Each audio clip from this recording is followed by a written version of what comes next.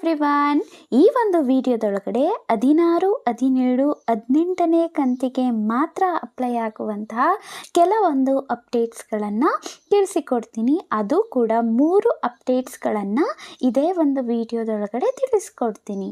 ಯಾವ್ಯಾವುದರ ಕುರಿತಾಗಿ ಅಂತ ಅಂದರೆ 16ನೇ ಕಂತಿನ ಹಣ ಅನ್ನುವಂಥದ್ದು ಯಾವ ಮಹಿಳೆಯರಿಗೆ ಬೇಗ ಬರುತ್ತೆ ಅನ್ನುವಂಥದ್ದು, ಅಂದರೆ 16 ಆಗಿರಲಿ, 17, 18 ಈ ರೀತಿಯ ಕಂತಿನ ಹಣ ಅನ್ನುವಂಥದ್ದು ಯಾವ ಮಹಿಳೆಯರಿಗೆ ಮೊದಲಿಗೆ ಬರುತ್ತೆ ಅನ್ನುವಂಥದ್ದು ಫಸ್ಟ್ ಅಪ್ಡೇಟ್ ಆಗಿರುತ್ತೆ.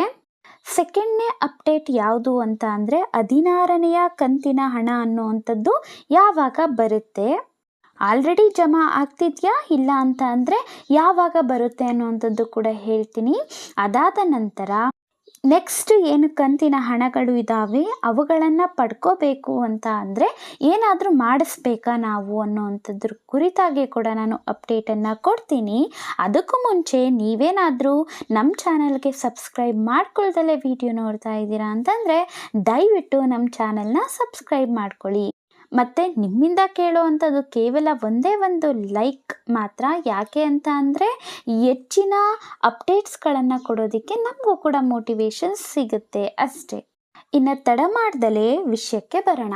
ನಾನು ಹೇಳಿದೆ ಯಾವ ಮಹಿಳೆಯರಿಗೆ ಈ ಒಂದು 16ನೇ ಕಂತಿನ ಹಣ, 17, 18 ಯಾರಿಗೆ ಫಸ್ಟ್ ಬರುತ್ತೆ ಅಂತ ಅಂದರೆ ನೋಡಿ ಸ್ನೇಹಿತರೆ, ಯಾರಿಗೆಲ್ಲ 15ನೇ ಕಂತಿನವರೆಗೂ ಕೂಡ ತಡ ಮಾಡ್ದಲೇ ಯಾರ ಒಂದು ಅಕೌಂಟಿಗೆ ಬಂದಿರುತ್ತೆ ಅಲ್ವಾ ಹಣ ಅನ್ನುವಂಥದ್ದು, ಯಾವ ಒಂದು ಕಂತು ಕೂಡ ಮಿಸ್ ಆಗ್ದಲೇ ಬಂದಿರುತ್ತೆ 15ನೇ ಕಂತಿನ ಹಣದವರೆಗೂ, ಅಂಥವರಿಗೆ ಈ ಎಲ್ಲ ಕಂತಿನ ಹಣ ಅನ್ನುವಂಥದ್ದು ಬೇಗನೆ ಬರುತ್ತೆ. ಅಂತಂದರೆ ಒಂದಷ್ಟು ಜನಕ್ಕೆ ಬೇಗ ಬರುತ್ತೆ, ಕೆಲವೊಂದಷ್ಟು ಜನಕ್ಕೆ ಲೇಟಾಗಿ ಬರುತ್ತೆ, ಪೆಂಡಿಂಗಲ್ಲಿ ಇರುತ್ತೆ, ಈ ಥರ ಆಗುತ್ತೆ ಅಲ್ವಾ.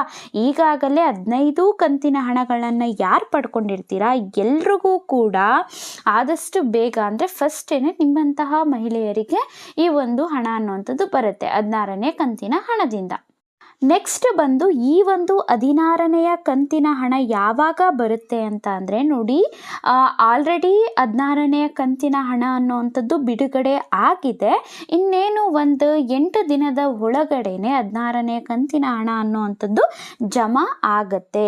ಇವತ್ತು ಆಗಬಹುದು, ನಾಳೆ ಆಗಬಹುದು, ಹೀಗೆ ಒಟ್ಟಿನಲ್ಲಿ ಒಂದು 8 ದಿನದ ಒಳಗಡೆ 16ನೇ ಕಂತಿನ ಹಣ ಅನ್ನುವಂಥದ್ದು ನಿಮ್ಮ ಖಾತೆಗೆ ಬಂದು ಬೀಳುತ್ತೆ.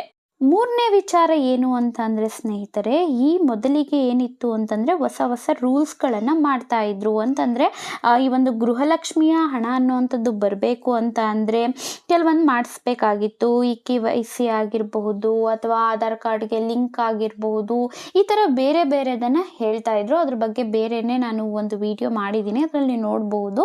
ಆದರೆ ಇನ್ನು 16ನೆಯ ಕಂತಿನ ಹಣದಿಂದ ಏನಾಗುತ್ತೆ ಅಂತ ಅಂದರೆ 15 ಕಂತಿನ ಹಣಗಳೇನಾದರೂ ಬಂದಿತ್ತು ಅಂತ ಅಂದರೆ 16ನೇ ಕಂತಿನ ಹಣಕ್ಕೆ ನಾವೇನು ಮಾಡಿಸೋ ಅವಶ್ಯಕತೆ ಇರೋದಿಲ್ಲ. ಒಟ್ಟಿನಲ್ಲಿ ಮುಂಚೆ ಯಾವುದಾದ್ರೂ ಗೃಹಲಕ್ಷ್ಮಿಯ ಕಂತಿನ ಹಣ ಬಂದಿತ್ತು ಅಂತಂದರೆ ಇನ್ನು ಈ ಒಂದು ಎಲ್ಲ ಕಂತಿನ ಹಣ ಅನ್ನುವಂಥದ್ದು ಬರುತ್ತೆ. ಅದಕ್ಕೆ ಸ್ಪೆಷಲ್ ಆಗಿ ಬೇರೆ ರೀತಿಯಾಗಿ ಏನು ಮಾಡಿಸುವಂತಹ ಅವಶ್ಯಕತೆ ಇಲ್ಲ ಸ್ನೇಹಿತರೆ.